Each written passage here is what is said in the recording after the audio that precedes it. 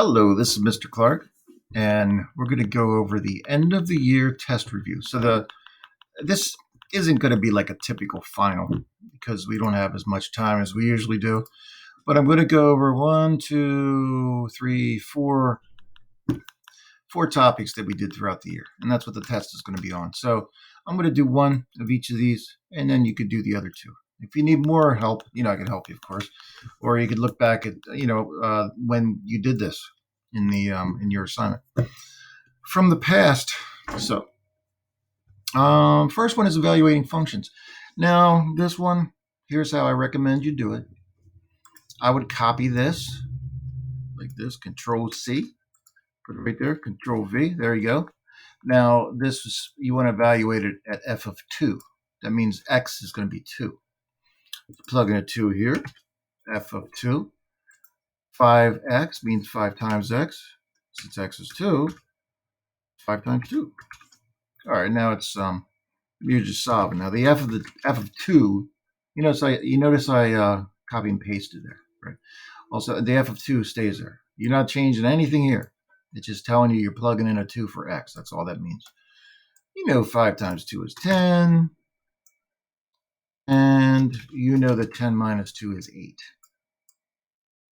All right, you're going to need to do that next year, so I'll make sure you know how to do that. So you need to evaluate the functions. Here you plug in a 5, there are 4. Okay, so exactly the same as number 1. Okay, let me know how that goes for you. Next is midpoint. Now midpoint, this is important. You'll be able to find the midpoint of sides of a triangle or whatever you need. You'll probably have to do this next year too. So here I labeled these, right? Here's your formula up here. x1 plus x2 divided by 2.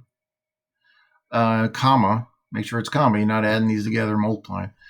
And then you have y1 plus y2 divided by 2. So I'm going to plug that in. What's x1? Here it is. I have it marked right here. 2. x1 is 2.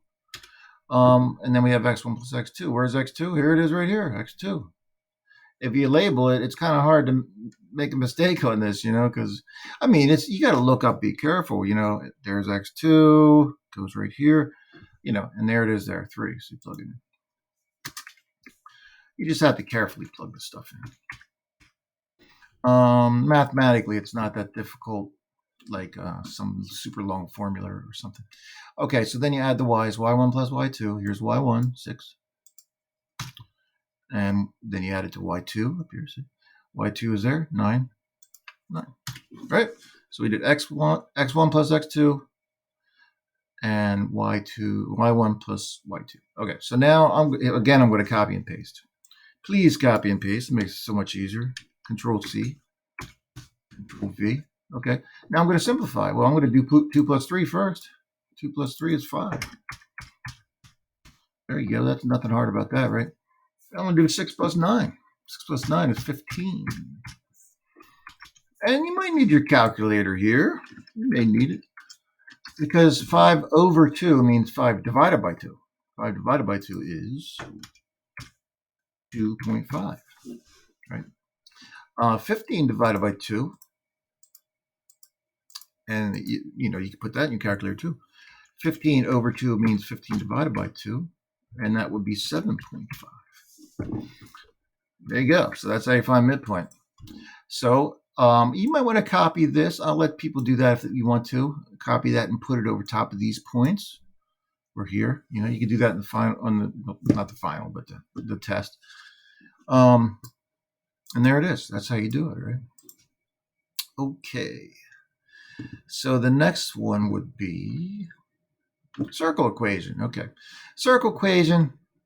I already put the template there. It's going to look like this.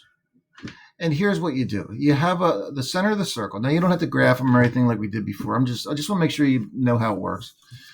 Here's the center of the circle, right? Negative 3, 11. Has a radius of 5. From the center out to any edge, it's 5. Okay. That's the radius.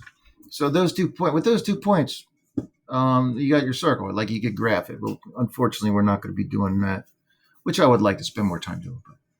But next time for sure. Okay, so here's how it works. You get a minus 3 here. That goes in here after your x. But you don't put minus 3. You put plus 3. It's the opposite.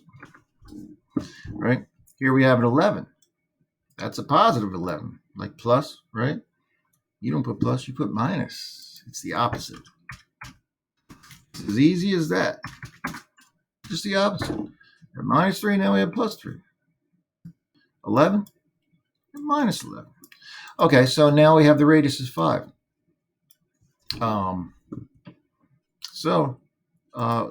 That goes here, but what we put here is 5 squared. You don't have to put this in like this. How do you do this? Control period square, right? That's what you put in. Now, you don't need to put that in there, but because you could just square it just from the beginning. 5 squared is 5 times 5. So it would be 25, right? That number is this number squared. This number times itself. 5 times 5 is 25. That's what goes there. Not 5. 5 times 5. Right? So look, this one's 6. So what are you going to put here? You're not going to put 6 there, right? Okay. And that's it. So remember, it's always the opposite. Now here we have a positive 4 to positive 3. So what are you going to put here? Not plus 4, right? Here was a positive 11. You got minus 11. So there's circle equation. Okay, last thing is factoring. I think people did pretty well on this. Now, when you factor these, you're going to have it in this kind of form. I'm just going to copy this and paste it right here, which I recommend doing. Bam. Now you just need to plug in some numbers here. Now, the way I do that is, and you don't have to write this down, but you need 2 numbers multiplied to 8 first. Well, 1 times 8 is 8. 2 times 4 is 8. These numbers also have to add to 6. So they need to multiply to this and add to this. Okay. Both these pairs multiply to 8. But which one adds to 6? I know you know which one it is. It's this one. This multiplies to 8 and adds to 6. So you put the 2 in here. And you put the 4 in here. There you go. That's all you got to do. I have small numbers here. This is too small. That's just too easy there. All right, this one? I don't know. I might have to change. These might be different when I put them in because these look a little too easy. So I might save an easy one for the test, maybe. That's it. That's the whole thing. Okay, so let me know how you do. And ask me questions when you have questions. Thanks.